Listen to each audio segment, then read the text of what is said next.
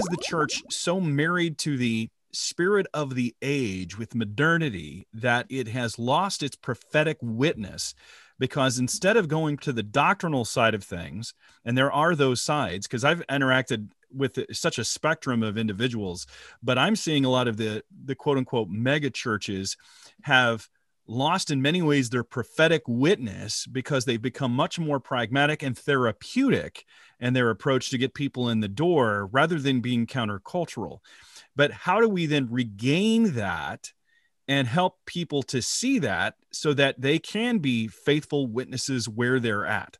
But Travis, as you know, we were talking before we started, one of my dearest and closest and longest friends, I never say old friend, he gets offended, it's David Wells. Yes, one of my heroes. He and I have said for 40 years, the danger of modernity. In other words, the average Christian could smell bad ideas a mile off. You say relativism or secularism, the ISMs. Yes. But modernity and its seductions and its shaping power, they were unaware of. Now, I wrote on that 40, 50 years ago. Yes. Been trying to say it ever since. So that is certainly one of the biggest problems. And that's an area where pastors need to teach the word and show what the world's doing differently, you know. So who were the first voices against the megachurch movement?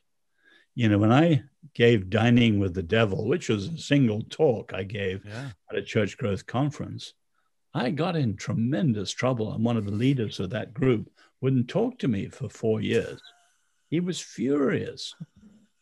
Now, I was appalled. I mean, one of the most quoted people in evangelicalism, I won't mention his name, but he said back then that the key to understanding how we speak is that the audience, not the message, is sovereign.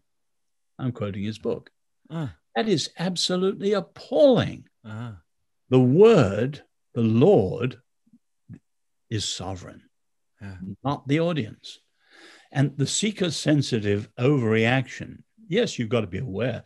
My parents were in the China Inland Mission. You know, Hudson Taylor started that because in the 19th century, missionaries from Europe and America sat in the treaty ports wearing European clothes. And he said, no. We've got to go inland and learn the dialects and wear Chinese dress and eat Chinese food and so on and so on. And we've got to be incarnate, all things to all people to win them to Christ. So the megachurch movement went badly wrong and we're reaping the bad harvest of it. And that's true in 20 areas that you and I could spell out if we had time. So modernity has completely emasculated much of evangelicalism in America.